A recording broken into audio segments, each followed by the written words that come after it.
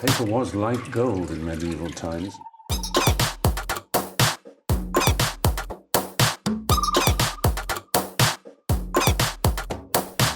Oh, not tobacco, sugar. That everything we thought we knew about the world might turn out to be completely wrong.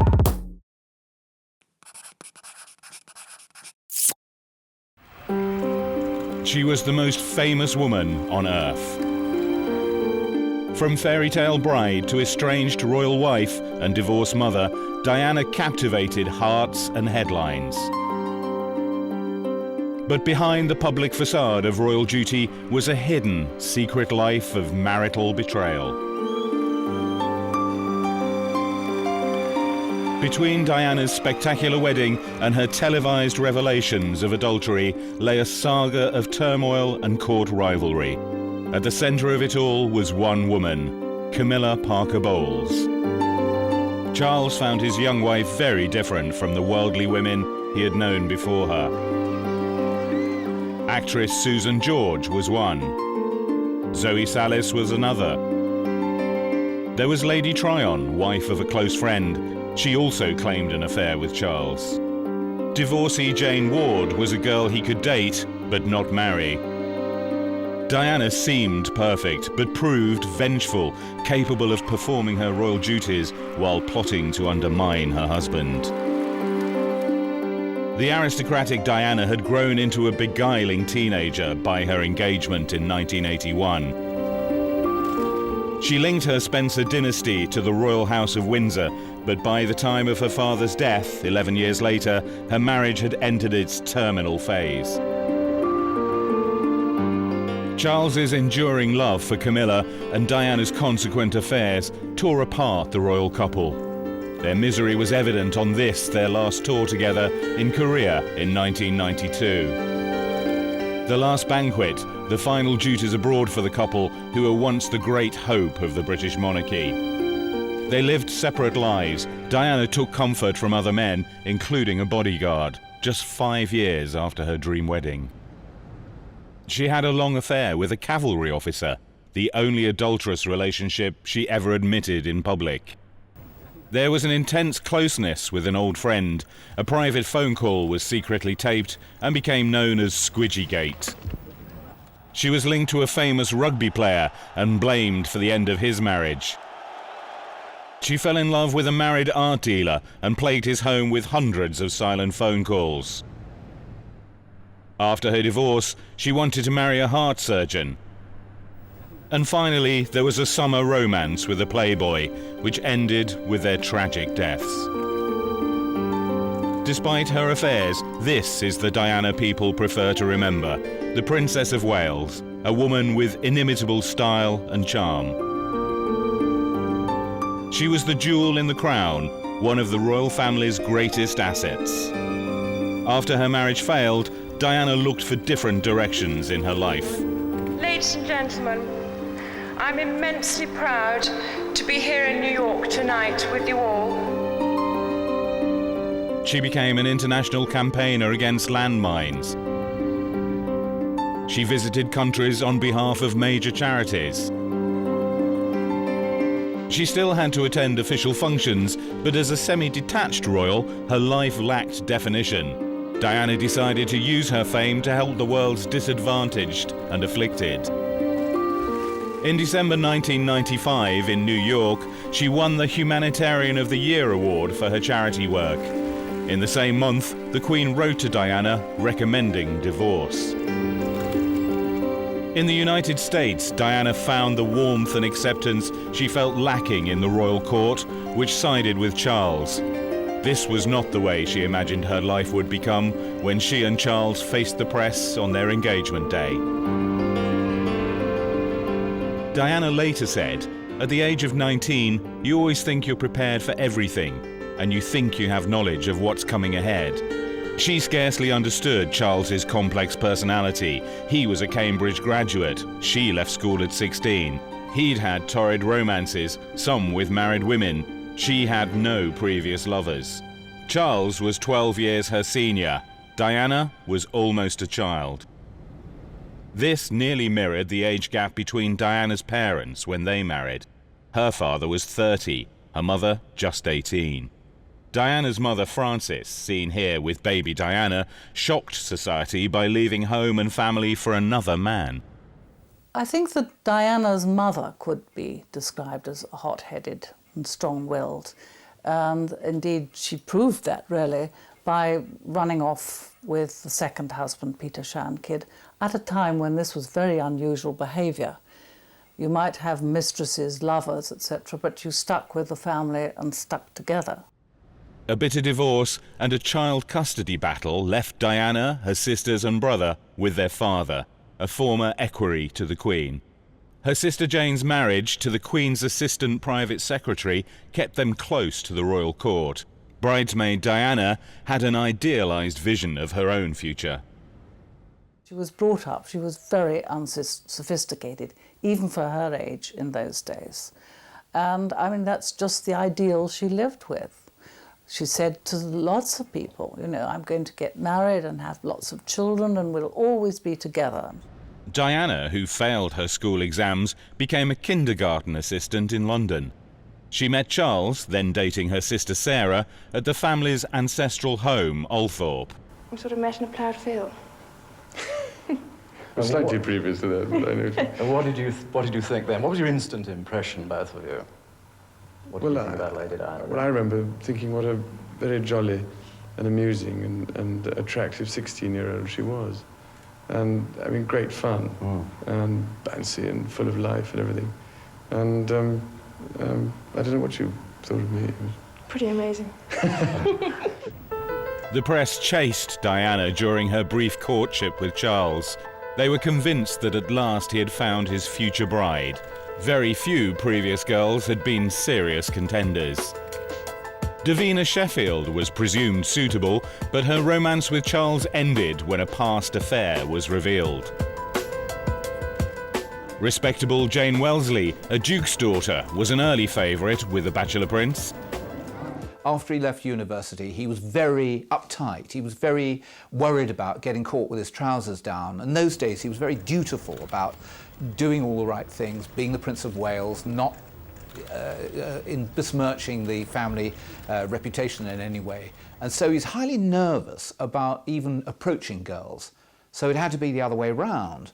And any woman who could actually grab him by the scruff of the neck and drag him into the bedroom was going to win every time. Charles had a select circle of friends who also enjoyed his favourite sports, hunting, skiing and polo. It was through polo that Charles met the woman who would dominate his life. She was then dating one of his closest friends. Camilla Shand was from the county set, not noble enough to marry a prince in the early 70s, but discreet enough to be a lover. She had an earthiness he found irresistible. The polo fields around Windsor were just filled with these girls who were absolutely desperate to get into bed with Prince Charles. But the only people that he really looked at were the girls who were a bit unusual. And certainly Camilla was one of those. And she turned up wearing a pair of jeans held up with a safety pin, and her hair was all over the place. And there was that magnetic attraction. But duty intervened, and Charles's naval career beckoned. After a brief and heady affair, he left Camilla for the high seas. With Charles gone, she resumed her long-time romance with Army officer Andrew Parker Bowles, marrying him in 1973. He was a very attractive man, regarded in high society as a good catch. Andrew Parker Bowles was supposed to be the best lay in London, and she had been trying to grab him for years and years. In fact, by the time that Prince Charles bumped into Camilla, she'd been going out on and off with Andrew Parker Bowles for 6 years. She was 6 years of a 7-year campaign into trying to get Andrew Parker Bowles up the aisle. She knew she could never marry Prince Charles because she wasn't a virgin, she was not sufficiently aristocratic enough, and she knew jolly well that the courtiers who were looking for a wife for Prince Charles wanted somebody whose face could go on a postage stamp, and hers was no photographic portrait. Knowing Charles had to marry, Camilla championed the innocent Diana, hoping she wouldn't threaten their relationship. The engagement interview shows the difference in Charles and Diana's feelings. And I'm amazed that she's been brave enough to take me on. And I suppose in love. Of course. Whatever in love means. Charles loved two women. Diana was besotted with him alone. The Royal Roadshow began while they were engaged. Although nervous, Diana soon established an easy rapport, especially with children.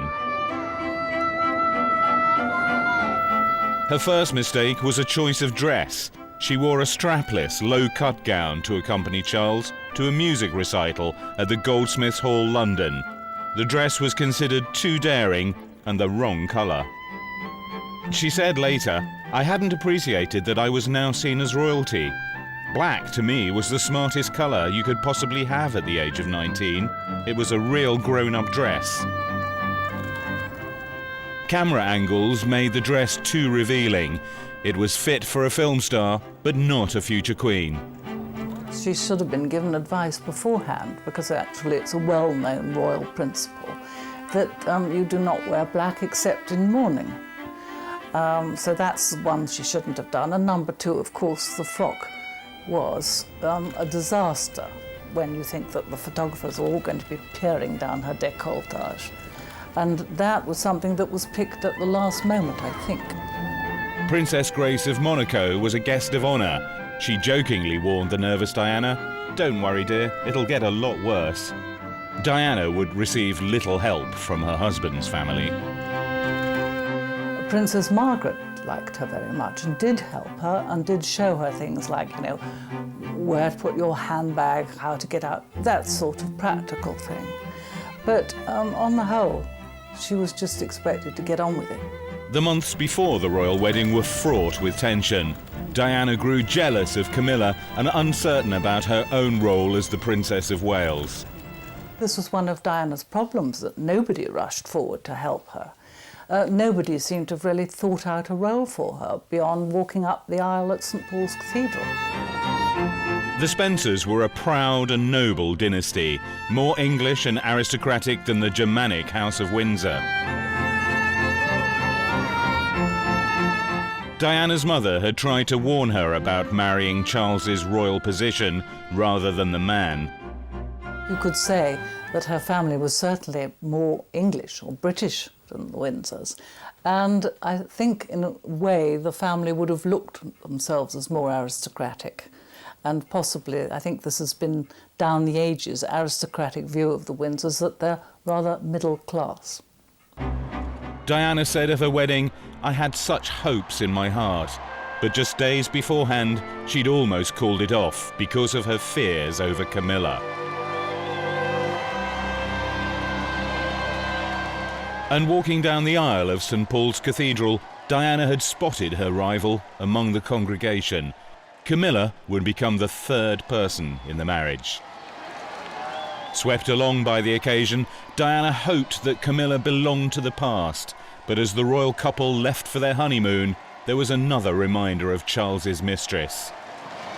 Leading the official escort group was Camilla's husband, cavalry officer Andrew Parker Bowles. A longtime friend of Charles's sister, Princess Anne, he remained part of the gilded circle at the royal court. Years later, people would joke that Andrew laid down his wife for his country by ignoring her affair with Charles. She knew that the best she could be was Prince Charles's mistress, but she was determined, once she got Charles into bed, that she would remain Prince Charles's mistress. She saw that she could do that and have Andrew at the same time, get married to Andrew, have Andrew's children, and still be the Prince of Wales's #1 mistress. On honeymoon aboard the royal yacht Britannia, Diana discovered the hold Camilla had over her bridegroom. Charles had kept photographs of Camilla and a gift of cufflinks engraved with their initials. The newlyweds left Britannia and went to Scotland. Diana's hopes were dashed and she no longer trusted her husband. Diana was deeply suspicious about Charles and Camilla. She couldn't always tell when they were together, but she could sense it. She had extrasensory perception. She was a remarkable woman in that way. And I don't believe that she knew that the night before the royal wedding that Charles and Camilla were together in bed in Buckingham Palace after the ball. But she could sense it. She knew that they were still talking. The evidence was there that Camilla knew what Diana's movements were.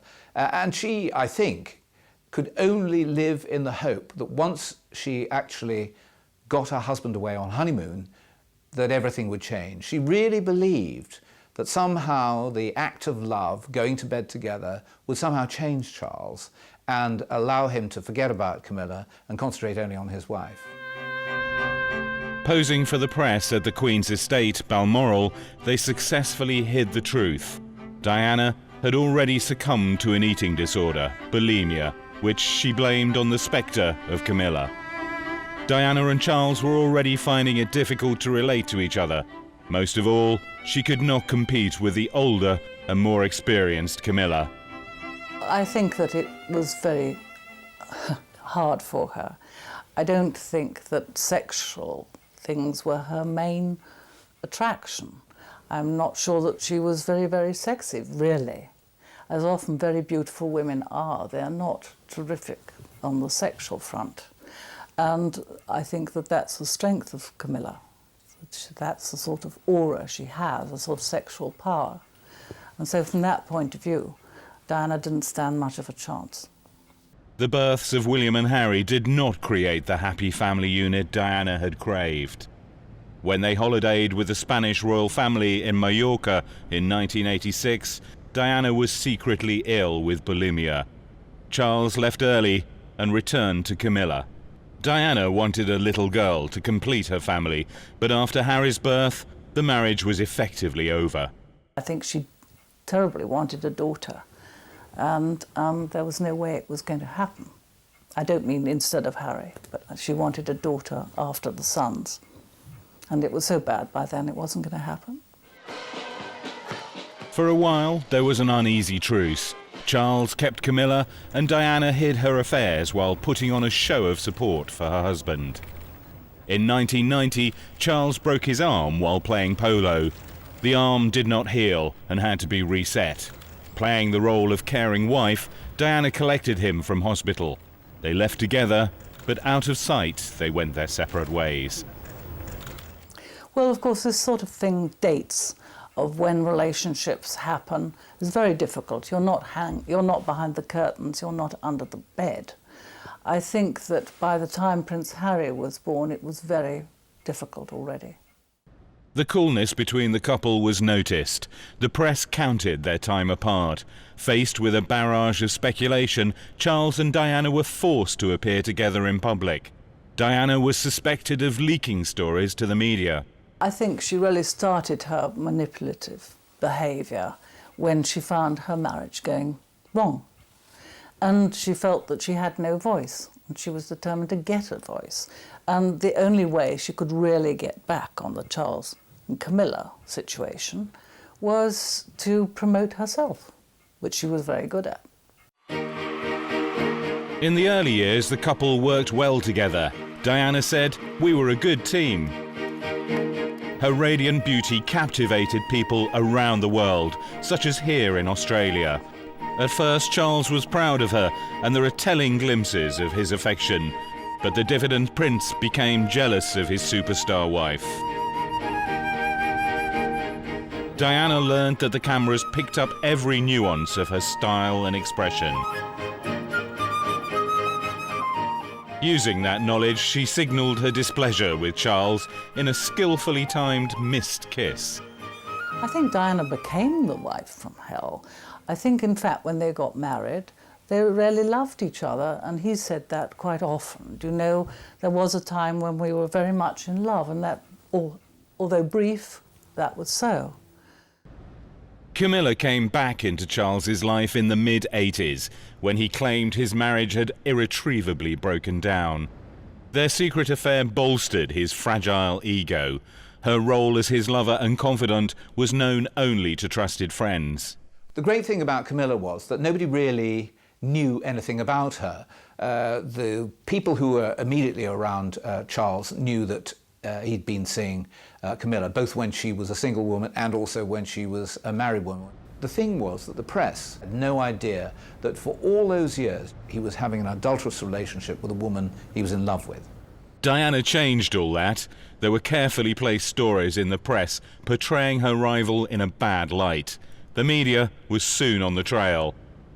Camilla was hounded by the press. On one occasion, Charles was forced to make a quick exit from her home in the back of a car, hiding under a blanket, with photographers in pursuit. The relationship was forced out into the open when a tape of a phone call between Charles and Camilla was made public. Known as Camillagate, it was published in January 1993, a month after Charles and Diana's official separation. It justified all Diana's suspicions. In often embarrassing terms, it revealed the depth of the lovers' intimacy. Yeah, I think good feeling all way along. Oh, I want to feel my way along you. I can't bear a Sunday night without you. Oh, God.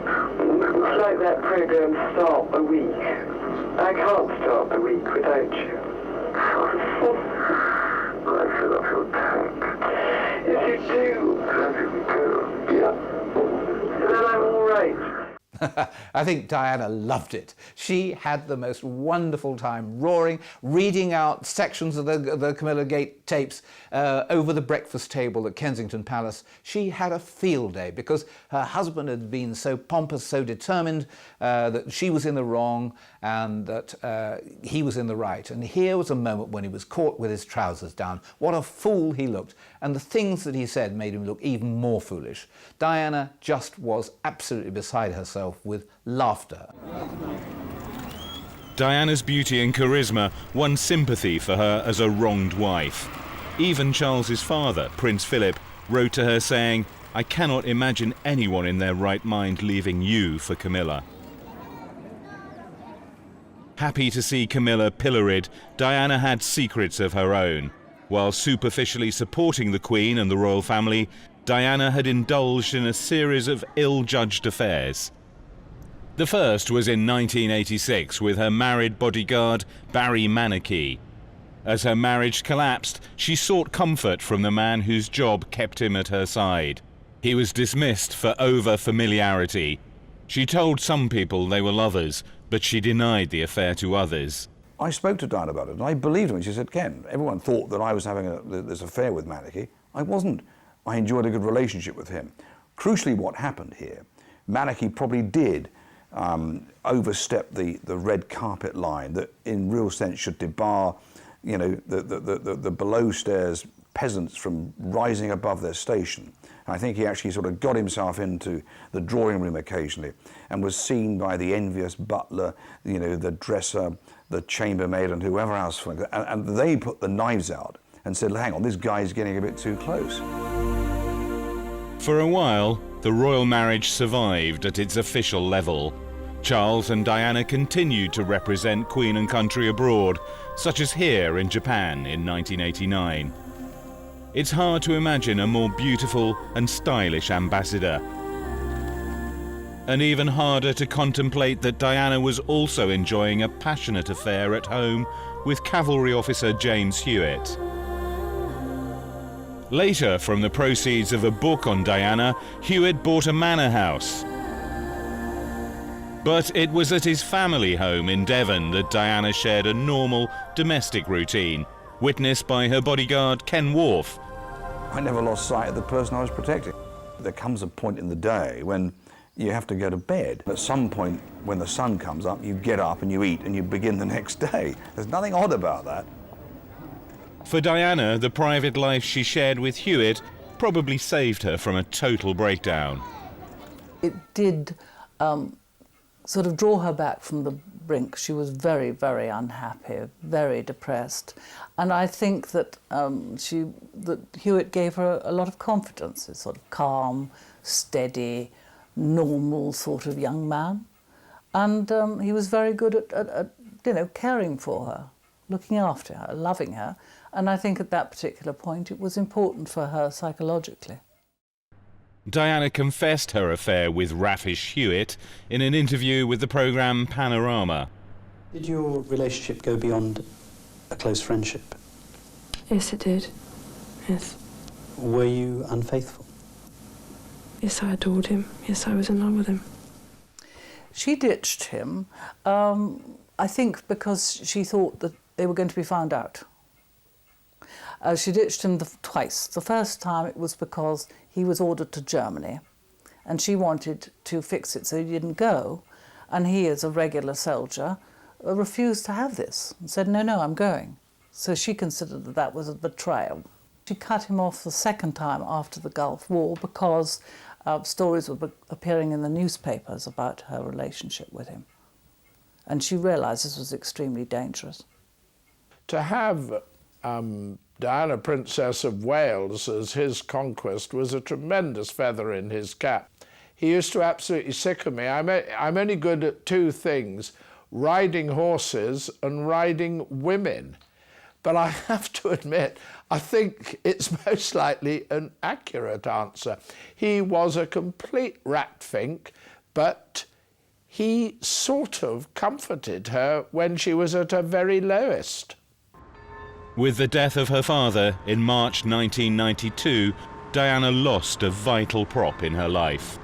Charles felt obliged to play the caring husband for the sake of his public image, but the growing distance between them was becoming evident. I think from what one can gather, Prince Charles was really rather relieved when she took up with James Hewitt, so he could get on with his life with Camilla, and that she was taken care of, happy. That was fine by him. I mean, he no longer loved her in that sense. You know, basically, I suppose she was rather an encumbrance in his life, and so if she was occupied and happy, well, the better. The end of the Hewitt affair tipped the balance. Diana sought vengeance on her husband by cooperating with a sensational biography. She pretended to have no connection with it and continued her duties on this hospice visit. In all that you do, you reflect so very sincerely the philosophy of tender, loving care, which is and always will be the hallmark of this hospice. The Morton book shattered the fairy tale of Charles and Diana. She had let daylight in on the magic of monarchy, and nothing would ever be the same. It was a mistake she was already regretting. Her adoring public sympathised with her, the establishment with Charles. Soon her life came under prurient scrutiny when a tape of a call made to James Gilby, an old friend, was mysteriously released to the media. The tape, known as Diana-gate or Squidgy-gate, a reference to Gilby's nickname for her, laid bare her feelings. Diana believed it was released to harm her in a serious manner. It's just so difficult, so complicated. It makes my life real torture, I've decided. Behind the ceremony of royal life lay deep personal unhappiness. So that was it. I was very proud last and he started blubbing. I just felt really sad and broke. I thought, bloody hell, what have I done for this fucking family? Diana referred to her husband's staff as the enemy. She blamed Charles's friends for putting around stories that she was mentally unstable. Some of them encouraged his affair with Camilla, providing safe houses for trysts. They did nothing to help save the royal marriage. I think perhaps they should have tried and thought that this marriage was important to the monarchy and important to the people of this country, and it shouldn't have been allowed to go wrong. And I think that they did not help. I think they actually briefed against Diana, as we know, and again in this rather cruel way about her being psychologically disturbed.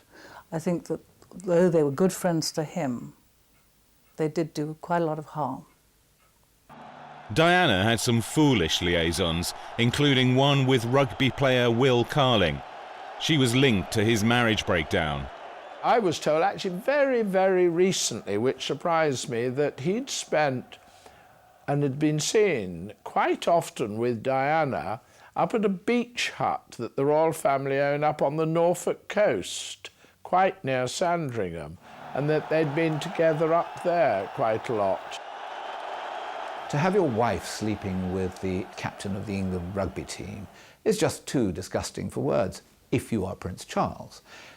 The awful thing about him was he could not see that what is sauce for the goose is sauce for the gander, that if he is allowed to have extramarital sex, so is she.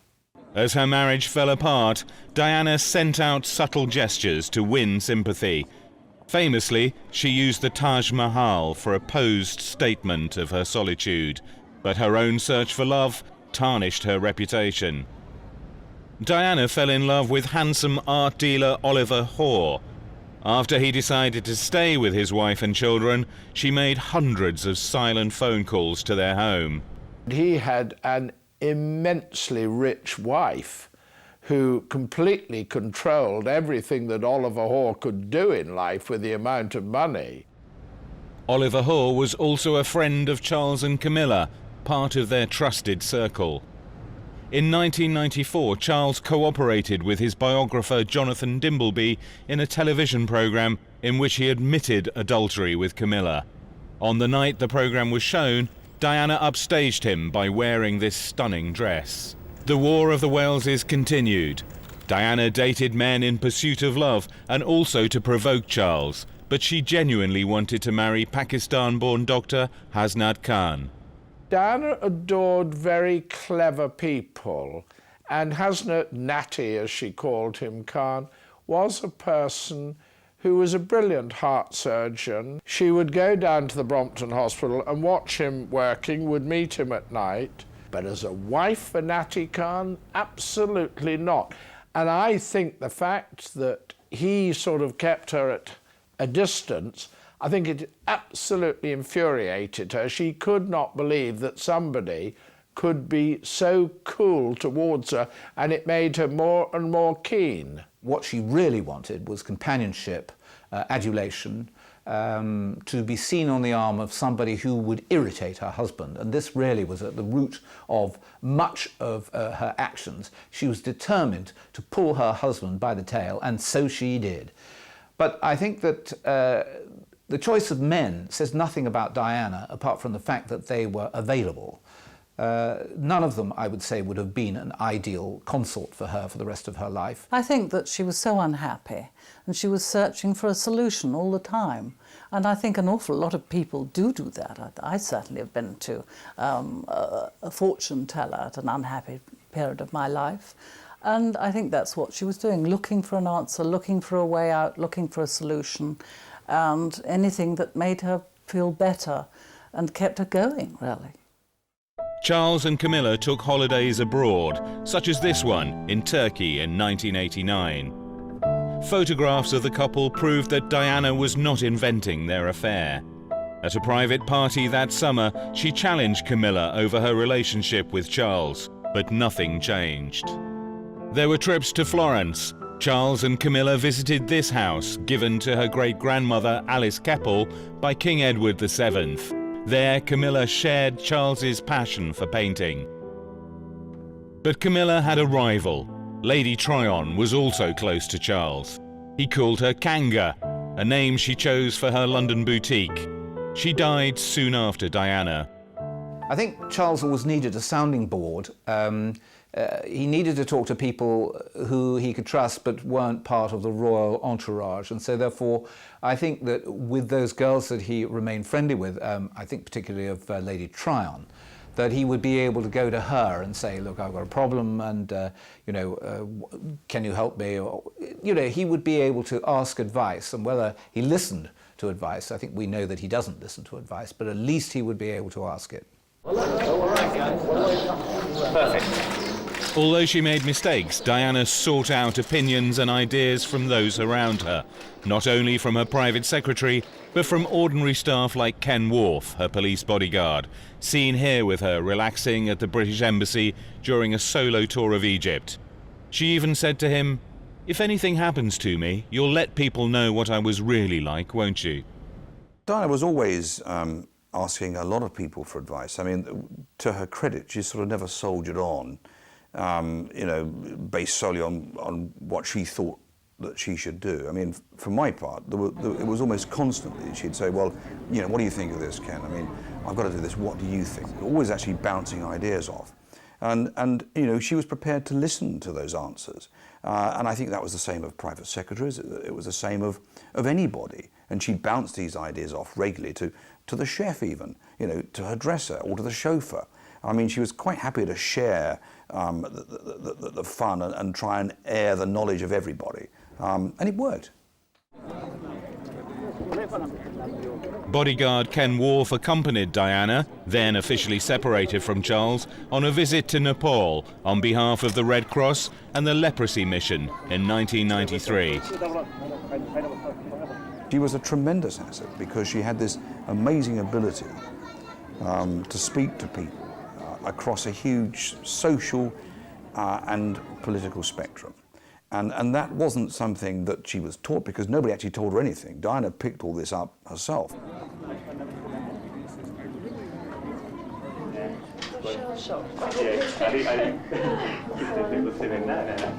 Diana had a connection with the ill and suffering. No other royal had this special gift. In touching leprosy patients, Diana lifted taboos, just as she had done earlier with AIDS sufferers. This was one of her greatest achievements. He just keeps going. So that's his pattern for 9 months.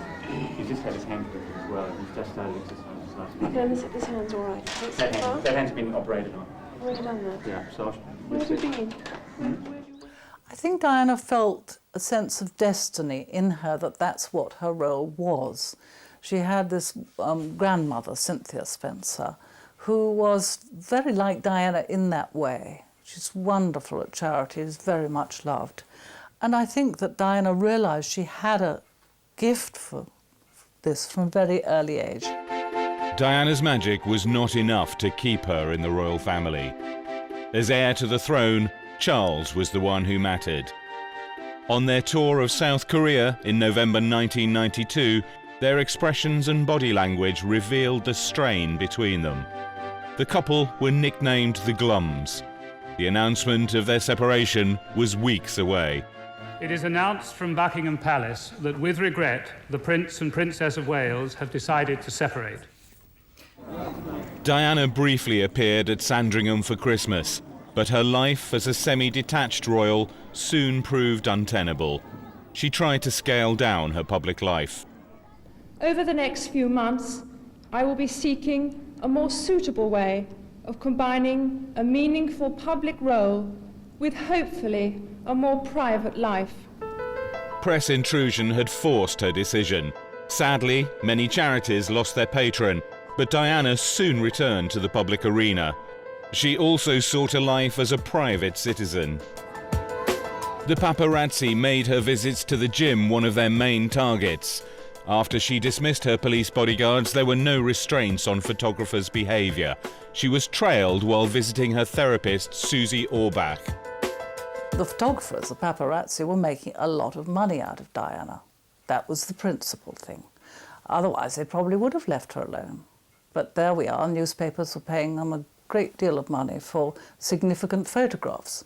That awful one of chasing her among the cars, I think she'd been to see Susie Orbach, all these sort of ones, her trying to hide her face. And they really would provoke her in the latter days. I remember hearing somebody say that they were quite ashamed, although they were themselves a paparazzo. You know, once when she was in a taxi and she was sitting there with her head bowed, trying to avoid their attention.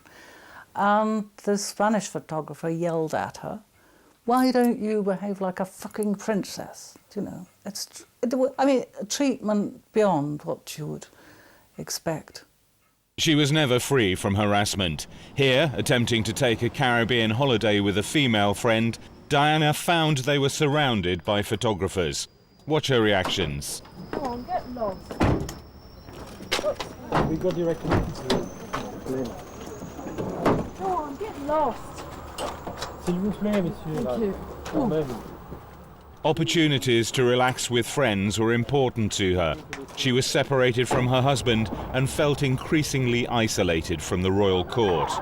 When her love affairs fell apart, as they always did, she could rely on a band of female confidants. I think that when she was under intense pressure, there were a lot of people who tried to help her. Specifically, those women friends, the ones who were slightly older than her. and her younger friends as well. I think a lot of people really did try to help her. But you see, she was in a terrible situation. Her husband didn't love her. The press were after her the whole time. She couldn't get out without a photographer snapping her. People were selling information about her. It's a frightful world to live in. Camilla's life also fell under media scrutiny. Tougher than Diana, she showed a more robust approach to the press. Watch her reaction. Hello. I'll wield my bullwhip at you in a minute. Always such promises. The year after Charles's admission of adultery, Diana took part in the television programme Panorama. Do you think Mrs. Parker Bowles was a factor in the breakdown of your marriage? Well, there were 3 of us in this marriage, so it was a bit crowded. Diana also questioned Charles's suitability for kingship. The Queen had to draw a line under the impossible situation between her son and his estranged wife. In doing so, she went against Diana's wishes. I don't want a divorce, but obviously we need clarity on a situation that has been of enormous discussion over the last 3 years in particular. So all I say to that is that I await my husband's decision of which way we are all going to go. The crowds loved Diana. The establishment supported Charles. The Queen's intervention was not popular, but the War of the Waleses had polarised the country. I think the Queen was quite right to insist on a divorce because the situation had become so appalling in terms of public relations for the monarchy and privately for the children that really only a break could help. I think it was the only answer by then. With the divorce, Diana lost the title Her Royal Highness, along with many of the privileges of royalty.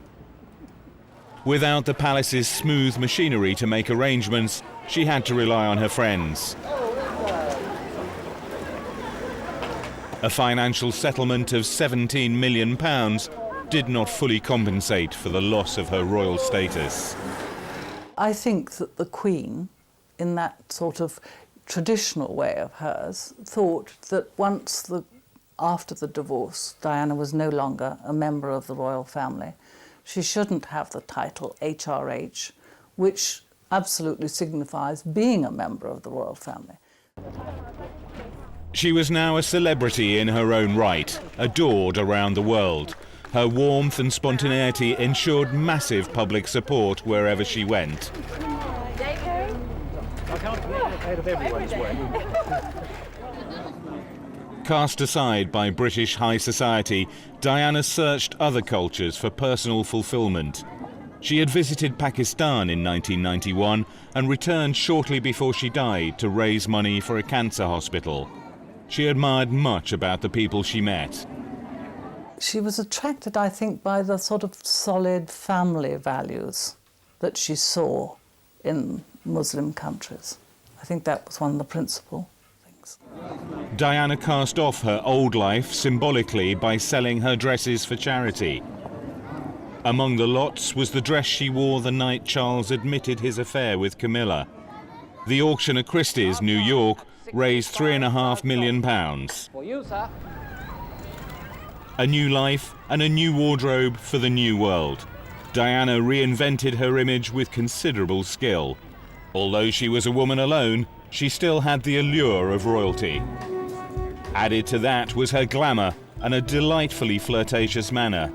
This was the Diana Americans loved, a powerful woman with celebrity appeal. I think Diana felt very much at home in America, where women really, perhaps not so much now, but certainly used to be powerful as compared with how they are in Europe. And they have much better life experience than European women. They're not supposed to sit behind the curtains being a good mother. So I think Diana would certainly identify with that, and she had a lot of close, important American friends. Ladies and gentlemen, I'm immensely proud to be here in New York tonight with you all. Among the impressive figures Diana met in the USA was Henry Kissinger, who called her a princess in her own right, who aligned herself with the ill, the suffering and the downtrodden. Winning the Humanitarian of the Year award was a huge achievement, but it didn't prevent her divorce, and it didn't gain for Diana the role of roving ambassador that she wanted. I think she was a wonderful ambassador. I can't think of anybody who would have been better, because not only was she wonderfully photogenic, but she was empathetic. She had this terrific gift with people from high and low. I mean, prime ministers, presidents, office cleaners would just melt in her company. And she had this terrific gift of being able to convey caring, human and personal warmth. In January 1997, Diana visited Angola to raise awareness of landmines. This didn't please the establishment in Britain. Her detractors called her a loose cannon. Diana defended her actions. 3, firing. Jenny, I'm only trying to highlight a problem that's going on all around the world.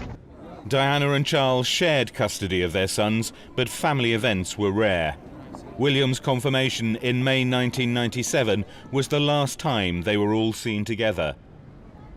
She faced a lonely summer in London. Her boys were with Charles. The Hasnat Khan affair had ended. She was ready for fresh adventures and a new romance. The whole of August, she was going to be on her own. She got no arrangement.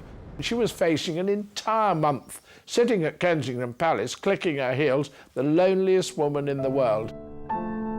An invitation to the south of France to spend time at the sumptuous holiday home of tycoon Mohammed Al Fayed was too good to refuse.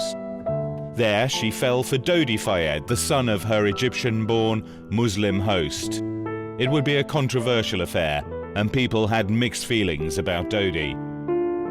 He was a cocaine user. He was, I don't know, he'd done a day's work in his life, but he was very charming.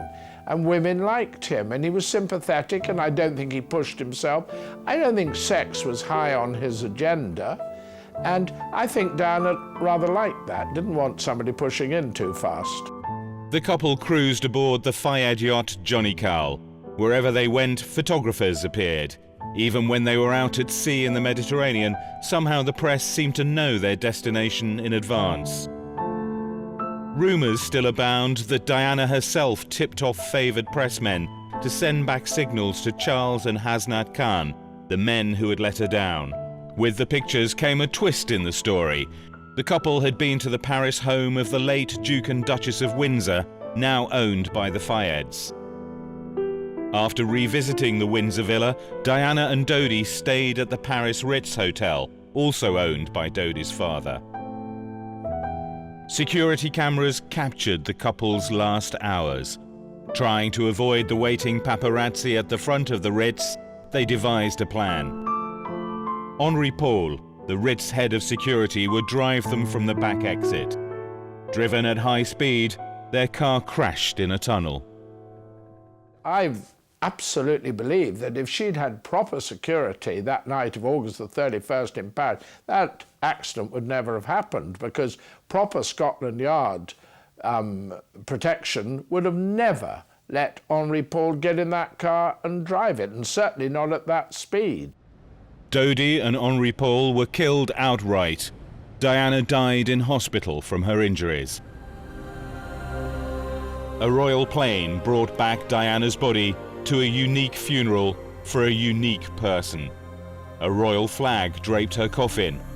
In the procession were William and Harry, Charles, Philip, and Diana's brother, Earl Spencer, who paid tribute to his sister in a rousing speech. It is a point to remember that of all the ironies about Diana, perhaps the greatest was this. A girl given the name of the ancient goddess of hunting was, in the end, the most hunted person of the modern age. I think that people have become really involved with Diana in a personal way from the day of the wedding. And I think that she had got this terrific pull with people who didn't know her. And I think that they found it just a sort of unbelievable tragedy, which it was.